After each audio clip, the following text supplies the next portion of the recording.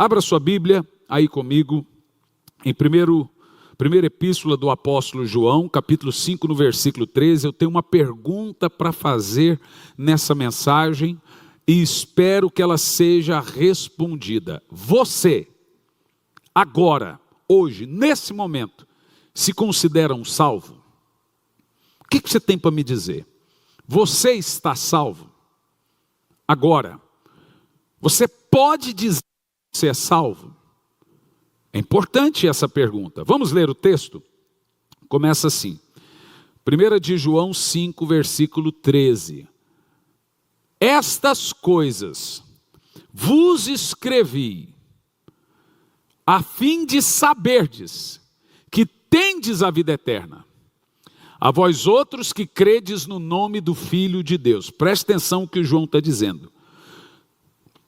Toda essa minha carta de João, aqui que nós temos, João está dizendo, tudo isso eu escrevi para vocês, para que você saiba que você tem a vida eterna. Observa o texto. Não é a fim de saberdes que você terá a vida eterna. O texto está dizendo, a fim de saberdes que você tem a vida eterna. Vamos orar. Senhor, fale conosco, fale com a sua igreja, fale com o seu povo, nos instrua, pregue, meu Pai, a cada um de nós, em nome de Jesus. Bom, a pergunta inicial é, você está salvo? É possível uma pessoa ter certeza da salvação? Dizer convictamente que ela está salva? Tem como você dizer agora, eu sei, eu estou salvo? Não é uma presunção uma pessoa dizer que está salva? Tem como você saber que você está salvo? Tem como ter a convicção e a certeza absoluta que você está salvo? Como eu disse, notem que João não disse que teremos a vida eterna. Ele disse que nós temos a vida eterna. E não apenas podemos saber que temos a vida eterna, mas nós devemos saber que nós temos a vida eterna. Por isso que João escreve uma carta para que os crentes saibam que são salvos. Como saber? Vamos ver. A Bíblia fala que nós somos salvos a partir do momento que aceitamos a Jesus. E como prevemos e como sabemos, como identificamos se somos salvos ou não? Romanos 8, versículo 16 diz assim: o mesmo Espírito testifica com o nosso espírito que somos filhos de Deus. Em parafrase, que somos salvos. Olha o texto. O mesmo Espírito testifica no meu espírito que eu sou salvo. Então o texto aqui diz que a maneira do crente, da pessoa saber que ela é salva, é tendo o testemunho do Espírito Santo em seu espírito. 1 de João 5:10 diz assim: quem crê no Filho de Deus, em si mesmo tem o testemunho. João está dizendo, quem crê em Jesus, lá dentro de si, ele tem a convicção e a certeza de que ele está salvo. Por quê?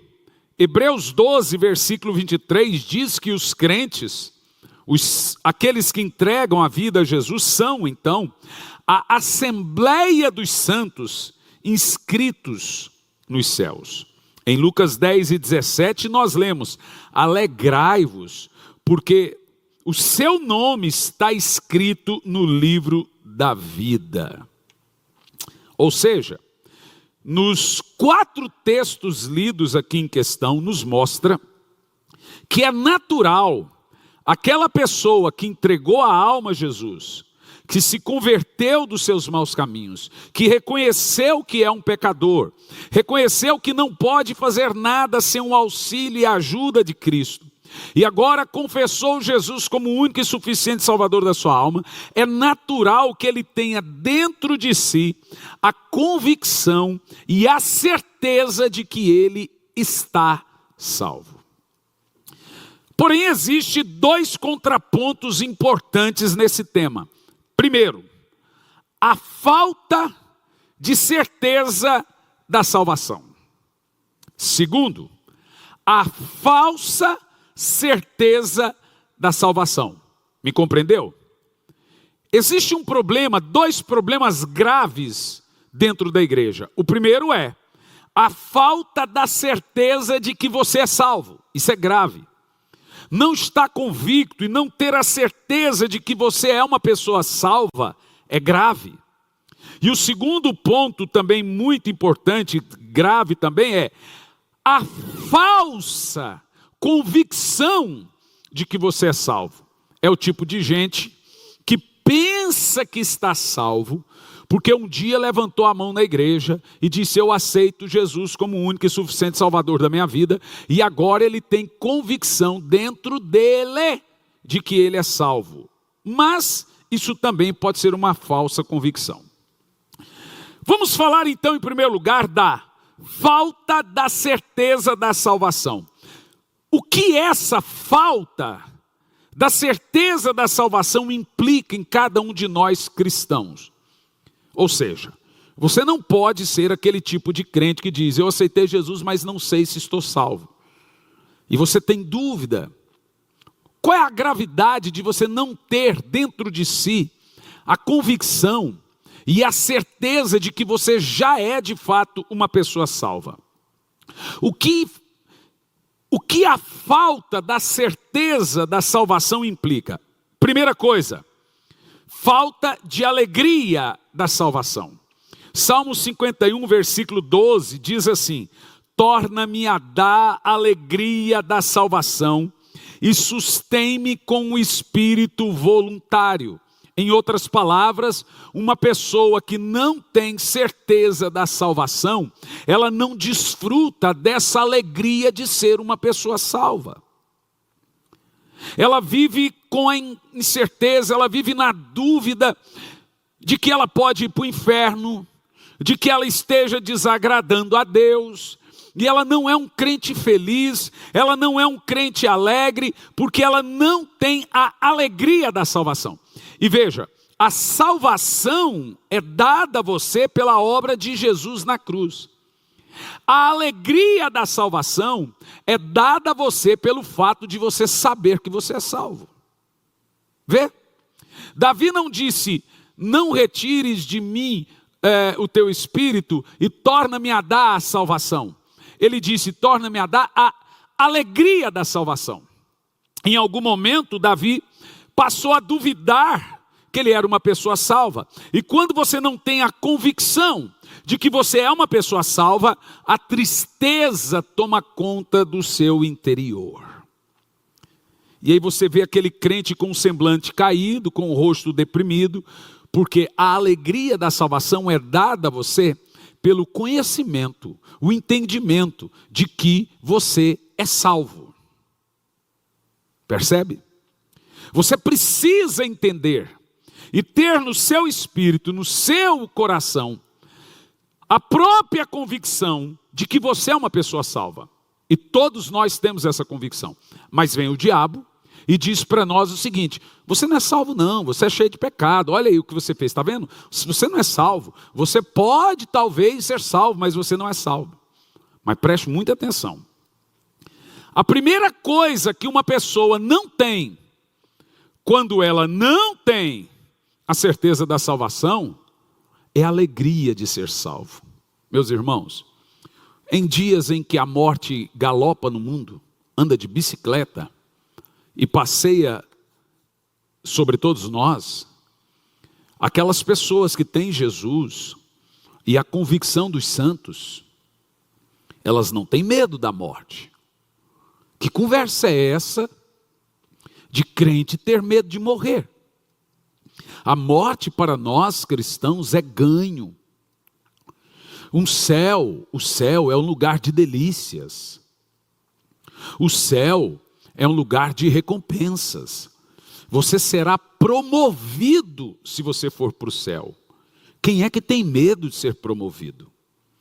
Mas o que leva as pessoas a terem medo da morte é a falta da certeza de que elas são salvas.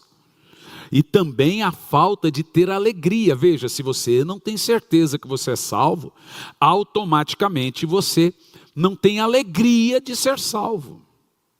Segundo problema, por não ter a certeza da salvação, você não desfruta do amor de Deus. Deixe-me lhe explicar. Não significa que você não tenha o amor de Deus. Significa que você não desfruta do amor de Deus. Por quê? Porque aquilo que você não entende, você não desfruta. Existem muitos cristãos salvos, mas não estão alegres ou não têm alegria da salvação. Existem muitos cristãos salvos que não estão desfrutando do amor de Deus. O irmão do Senhor Jesus, Judas, não o Iscariotes, escreveu uma epístola que tem uma página só na Bíblia, em Judas 1, versículo 20. Judas deixou uma palavra para nós poderosamente doutrinária. Ele diz assim, vocês, porém, amados, edificai-vos na santíssima fé que tendes, orando no Espírito. Versículo 20. O que Judas está dizendo é, mantenha-se firmes no amor de Deus. Uma coisa eu aprendi sobre o amor de Deus, é que esse amor de Deus não é um sentimento. O amor nosso é um sentimento. O amor de Deus é uma revelação. Com isso eu estou querendo dizer que você não se sente amado por Deus. Você tem que crer que você é amado. O amor de Deus não virá até nós por meio das nossas emoções. O amor de Deus não virá até nós por borbulhas de paixão. Eu me sinto tão amada por Deus. Você pode até se sentir, mas o amor de Deus não vem até nós porque eu me senti amado. Em Romanos 5:5 diz como o amor de Deus vem até nós. Diz assim, e a esperança não traz confusão, porque o amor de Deus é derramado em nossos corações pelo Espírito Santo. A palavra coração na Bíblia não é um músculo emocional. A palavra coração na Bíblia sempre é colocada para denotar a palavra consciência. Diz a Bíblia que o amor de Deus é derramado em nossa consciência. E tudo que é derramado em nossa consciência é pelo conhecimento, é pelo entendimento. Por isso que a Bíblia diz, e conhece a verdade, e a verdade te liberta. O amor de Deus é derramado no nosso crer, no nosso entendimento. Um tempo desse, uma irmã saiu da igreja e disse que ela, como eu prego muito sobre arrependimento, etc. A irmã disse que saiu da igreja porque ela queria se sentir amada por Deus. Nós não nos sentimos amados por Deus, nós cremos que somos amados por Deus e pronto. Deus te ama. E Ele não precisa provar mais nada sobre isso. A Bíblia diz que o amor dEle é derramado em nossos corações, em nosso entendimento, pelo Espírito Santo. Nós temos que crer nessa verdade, nós não temos que sentir essa verdade, nós temos que acreditar nela. E o fato de lermos que Deus me ama, é o bastante para você crer. Você não precisa ter nenhum sentimento quanto a isso, você tem que apenas crer nisso. Deus não me ama por causa de mim, Ele me ama por causa de Cristo. Isso significa que o amor de Deus é um amor autocausado. Quer dizer que todo amor, ele precisa ser provocado. Uma criança, ela não nasce amando os pais. Primeira sensação que uma criança tem para com o pai é de medo, depois de temor e por último amor. Todo amor tem que ser provocado. Você não nasceu amando a sua esposa, seu marido, isso foi provocado por ele ou por ela. Mas o amor de Deus por nós é causado por Ele mesmo. É um amor autocausado, significa que Deus me ama a despeito de mim. Ele me ama por causa dEle, não por minha causa. E Ele me ama porque Ele é amor, não porque eu fiz algo para merecer esse amor. Eu costumo dizer que o amor de Deus, que o meu amor para com Deus é apenas refluxo do fluxo do amor de Deus por mim. O meu amor por Deus é uma resposta do amor de Deus por mim, porque Ele me amou primeiro. Segunda de Paulo aos Coríntios 4 e 5 lemos: somos servos do Senhor por causa de Cristo, vê? Ou seja, Deus me ama por causa de Jesus, Deus não me ama por minha causa. Ou então nós somos servos de Deus, por amor de Deus.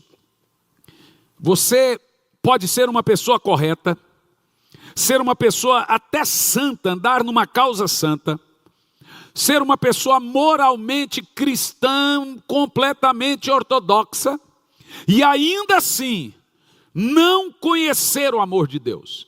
Você pode passar pela vida cristã a sua vida toda, sem desfrutar do amor de Deus, pelo simples fato de não conhecê-lo.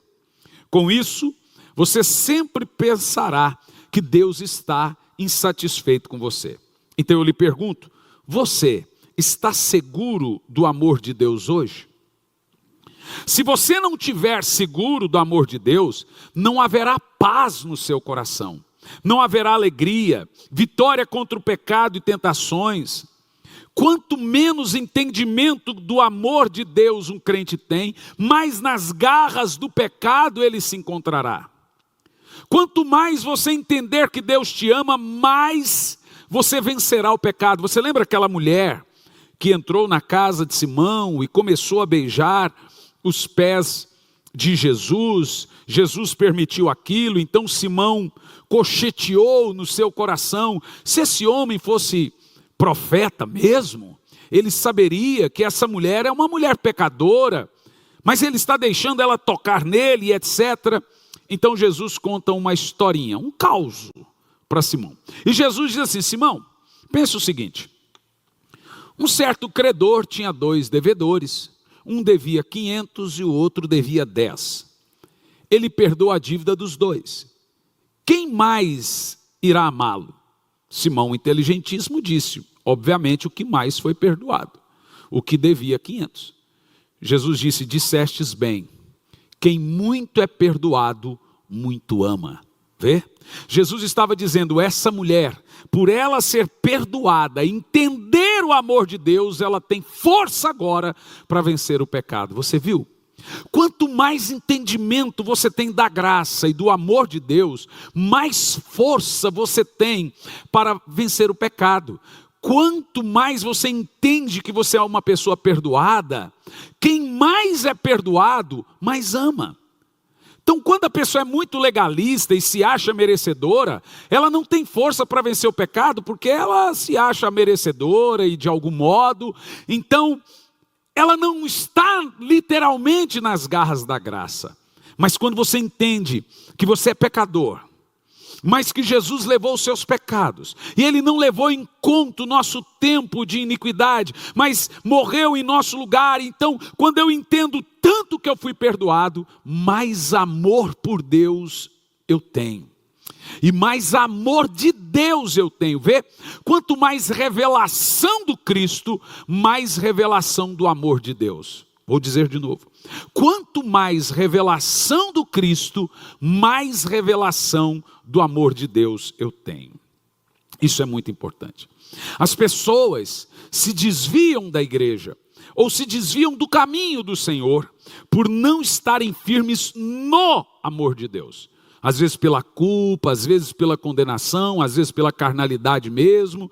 E como elas não estão seguras no amor de Deus, elas se afastem. Então eu tenho uma palavra para lhe dizer nesse primeiro ponto. Não espere se sentir amado por Deus. Creia nisso. O amor de Deus por nós é uma revelação e não uma emoção. Segunda de Paulo aos Coríntios 5:14, nós lemos assim: porque o amor de Deus nos constrange. Viu só? Satanás nos envergonha, o Senhor nos constrange. Sabe o que é constrangimento? É uma pessoa lhe dizer tantas coisas boas, você fala, poxa, você está até me constrangendo, mas não me envergonhando.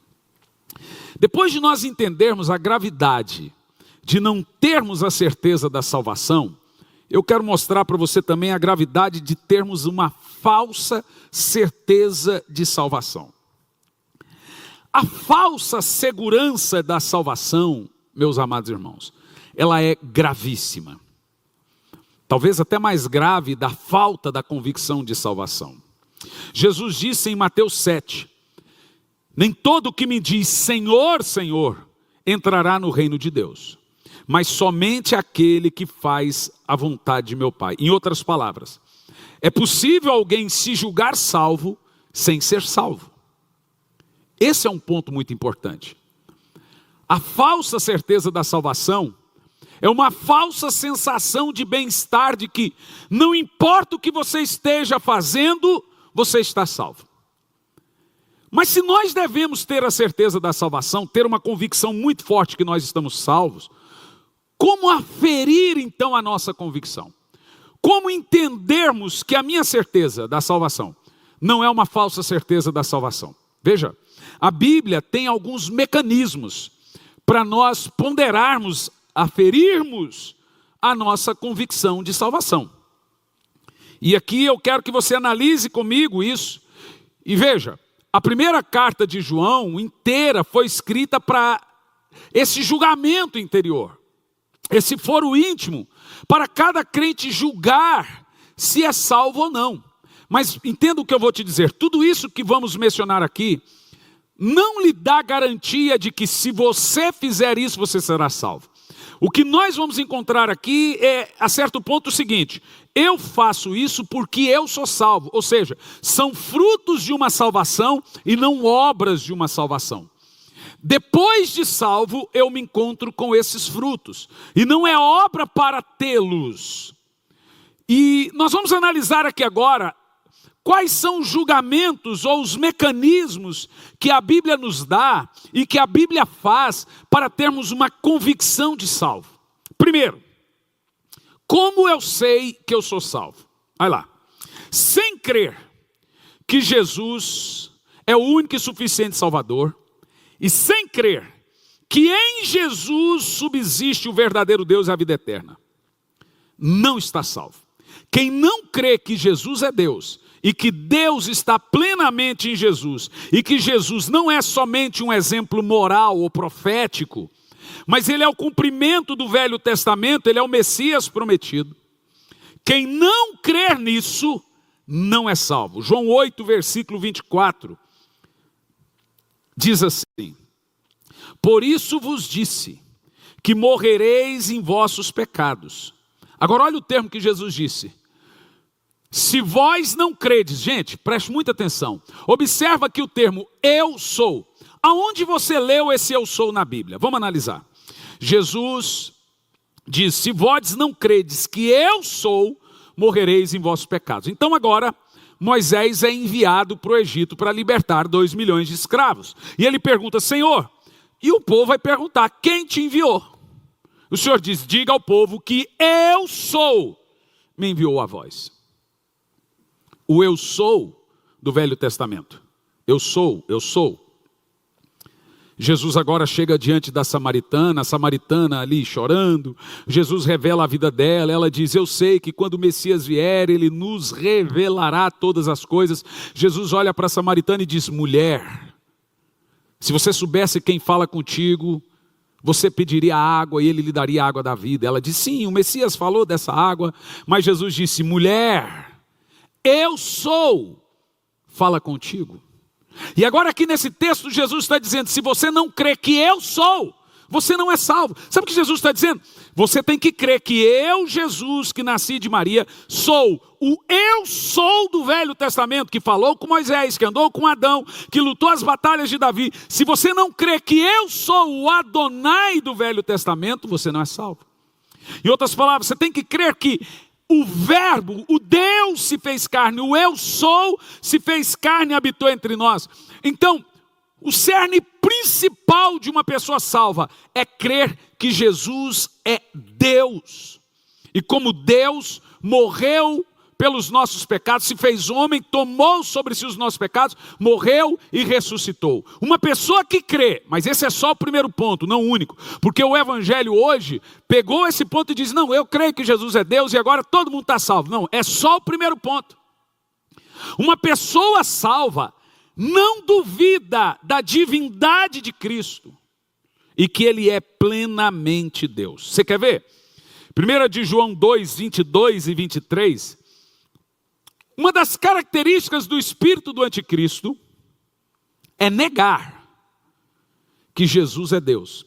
Então, eles vão dizer que ele era um bom exemplo, vão dizer que ele era um profeta, o muçulmano crê nisso, mas isso é grave. Olha o que diz o texto. Quem é o mentiroso? Agora veja o artigo definido, o mentiroso. Aqui está falando de uma pessoa, não é um mentiroso. Quem é o mentiroso? Senão aquele, de novo um artigo definido, aquele que nega que Jesus é o Messias. Vê? Este é o inimigo de Cristo, aquele que rejeita, olhe bem, tanto o Pai quanto o Filho. Quem nega que Jesus é o eu sou, não está negando somente Jesus, está negando o Pai que está nele. 1 de João 2 e 23, olha lá. Verso 23, todo aquele que nega o Filho, de igual modo não tem o Pai, viu? Quem confessa publicamente o Filho, tem também o Pai. Em outras palavras, quem rejeita Jesus como eu sou, rejeita o Pai, está negando o Pai. Então o segredo da salvação, inicialmente, é crer em Jesus Cristo como o único e verdadeiro Senhor, e que nele subsiste o único e verdadeiro Deus. Ou seja, ninguém pode ser salvo a não ser por Jesus Cristo. A única maneira de você que me assiste ser salvo é confessar os seus pecados, reconhecê-lo e entregar a sua alma e sua vida a Jesus e pedir o batismo. Só há salvação através de Jesus Cristo. E quem não prega isso, ou prega contra isso, não é salvo e ele tem o espírito do anticristo. Qualquer um que disser que, e esse é o problema dos liberais, eles creem que Jesus é um bom exemplo, tinha bons conselhos, mas eles rejeitam lá no fundo, bem no fundo, que Jesus Cristo é plenamente Deus. Qualquer um que não crê, como diz as Escrituras, que Jesus é plenamente Deus, ele não é salvo. Quem crê que Jesus é plenamente Deus, o Verbo se fez carne, morreu sem pecado e ressuscitou, ele tem dentro de si a convicção da salvação. Segundo, ateísmo cristão prático. Preste muita atenção. Existe um grave problema hoje no cristianismo que eu chamo de ateísmo cristão prático. O que é ateísmo cristão prático? Ateísmo cristão prático é, preste atenção, crer que Deus existe, mas viver um estilo de vida como se ele não existisse. Eu sou cristão, eu creio que Deus existe, mas vive um jeito, tem um tipo de vida como se não cresce em Deus, como se ele não existisse.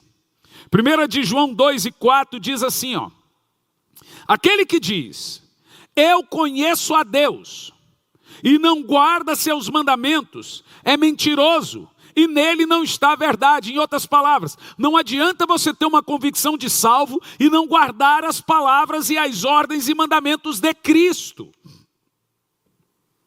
Não há verdade da salvação nessa pessoa. Não basta dizer que é salvo, tem que se comportar como um, tem que andar como Cristo andou. Quer ver mais? 1 de João 2,9, aquele que diz que está na luz e odeia seu irmão, ainda está em trevas, parafraseando, ainda não é salvo. Ah, então se eu amar meu irmão eu serei salvo? Não, veja, isso é um fruto de quem é salvo. Crente não sente ódio no coração, crente não tem ódio, não tem raiva dos outros no coração, quem é salvo. Quer ver mais? 1 de João 2,11, Mas aquele que odeia seu irmão ainda está em trevas. João está dizendo, não é salvo.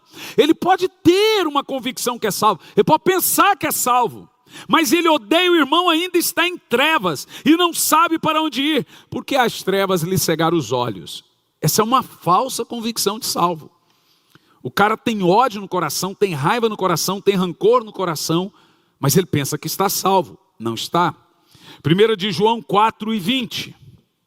Se alguém diz, eu amo a Deus, e odeia seu irmão, é mentiroso. Pois quem não ama seu irmão, é mentiroso. Pois quem não ama ao seu irmão, ao qual viu, como poderá amar a Deus, a quem não vê? Gente, é tão grave isso. É tão sério isso. Esse amar o irmão aqui, é o irmão fraterno. Serve também para o irmão carnal, mas está falando de irmão em Cristo. Gente que tem ódio do próximo, tem raiva do próximo.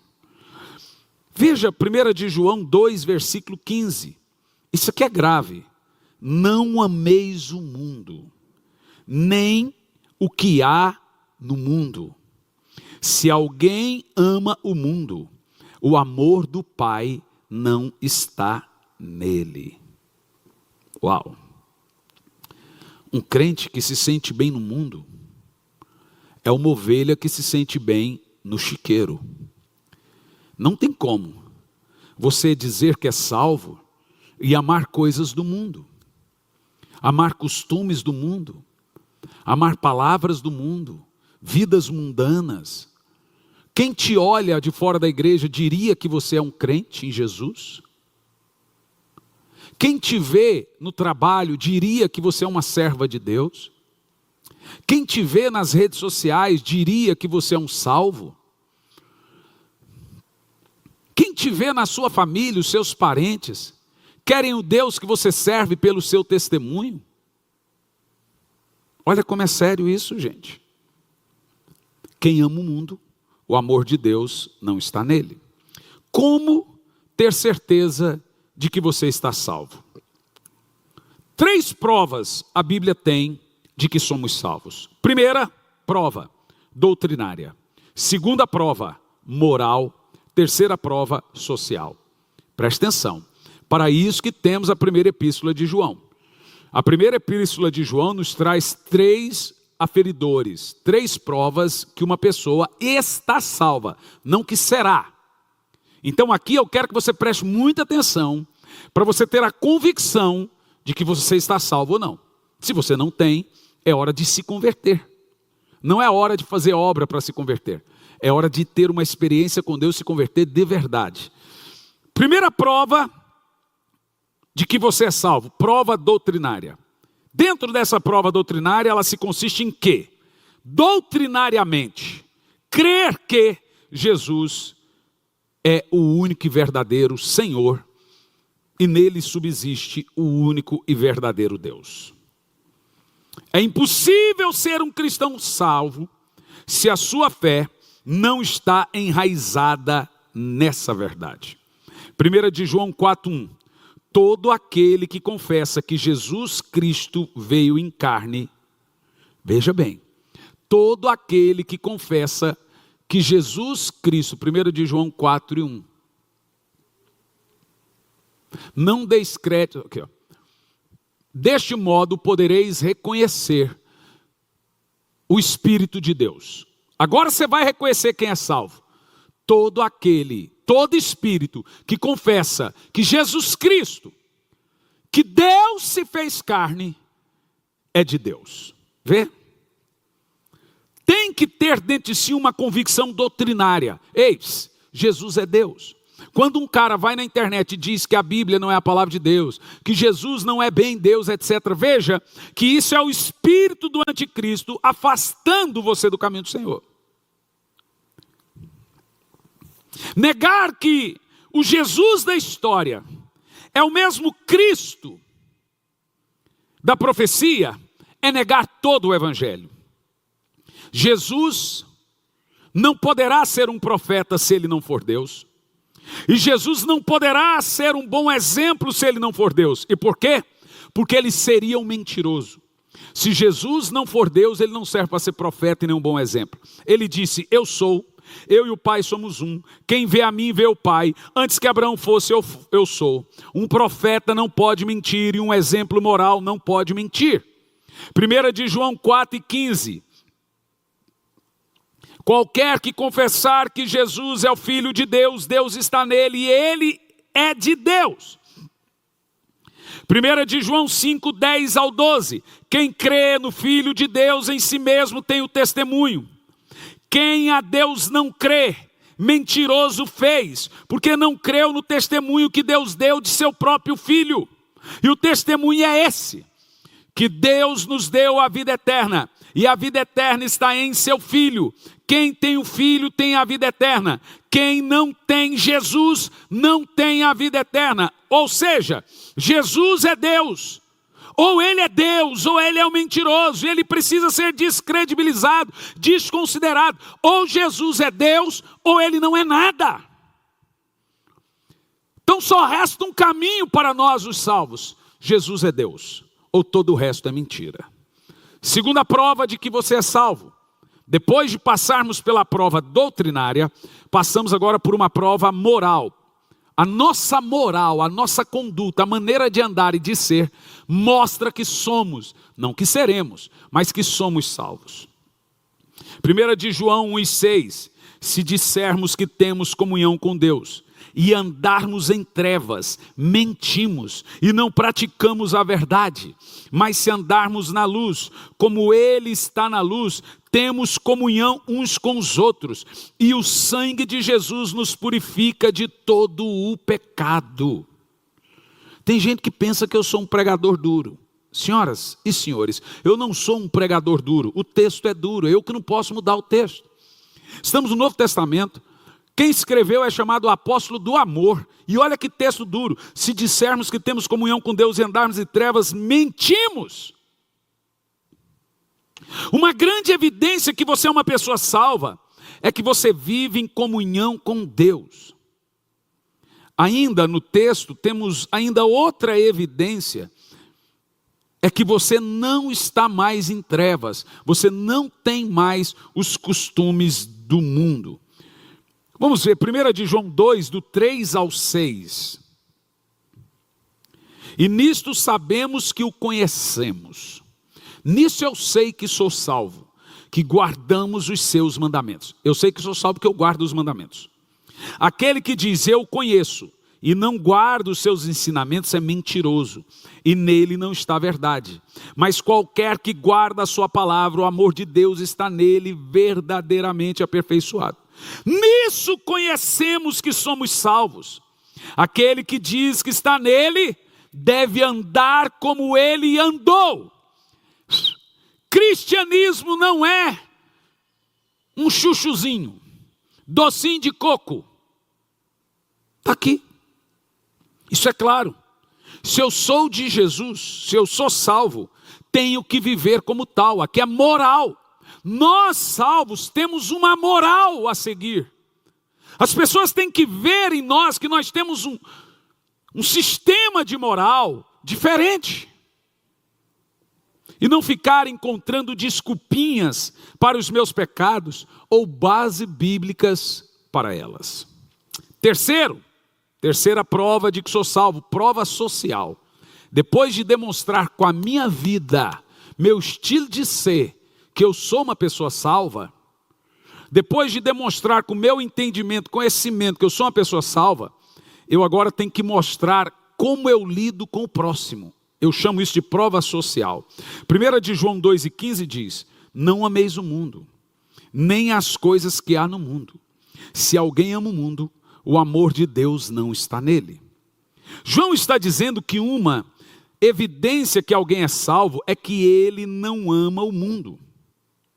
O que me assusta hoje em dia, irmãos, é ver os cristãos muito confortáveis no mundo, fazendo coisas que alguém não tem um conhecimento do evangelho faz, mau exemplo, confortáveis no mundo. Você quer saber se você é salvo? vou te fazer algumas perguntas. O que encanta a sua alma? O que você sente numa festa mundana? Quando as pessoas têm atitudes mundanas, músicas baixíssimas. Quando você assiste alguma coisa na televisão que escarnece sua fé, seu Deus, novelas, filmes, etc. As coisas do mundo ainda te fascinam? As festas, piadas, as coisas de modo geral? Você se alegra mais com as coisas de Deus ou com as coisas do mundo? Você tem alegria em comparecer aos átrios do Senhor, à casa do Senhor, ao local de culto e prestar culto a Deus? Ou você sente mais alegria em ir para uma festa e etc?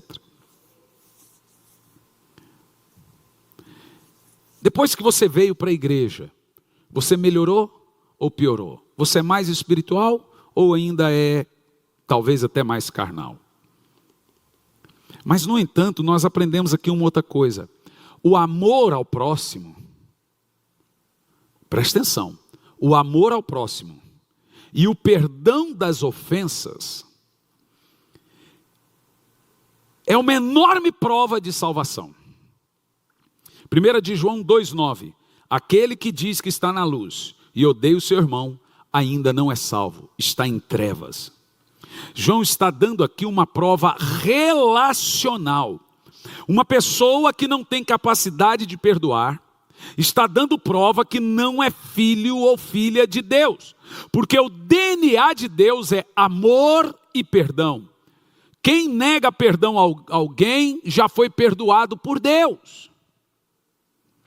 Não existe nenhuma pessoa salva que não tenha sido perdoada. Como um salvo perdoado pode negar perdão? Vê, 1 de João 3,14 diz assim: nós sabemos que passamos da morte para a vida, ou seja, do inferno para o céu, porque amamos os irmãos. Quem não ama seu irmão permanece na morte. Qualquer que odeie o irmão é assassino. E vós sabeis que nenhum homicida tem a vida eterna permanecendo nele. Nisto conhecemos a salvação, nisso conhecemos o amor. Como que conhecemos? Que Ele nos deu a vida por nós, e nós devemos dar a vida pelos nossos irmãos. Quem pois tiver, olha que coisa, quem pois tiver bens no mundo, e vendo seu irmão passar necessidade, fechar o coração, como estará nele o amor de Deus? Filhinhos, não amemos de palavras nem de língua, mas de obras. Agora olha a segurança da salvação no verso 19. Aqui eu sei, nisso sabemos que somos salvos, e diante dele asseguramos temos a certeza e a alegria, asseguramos o nosso coração. Mas aqui o que é interessante, é que João aqui põe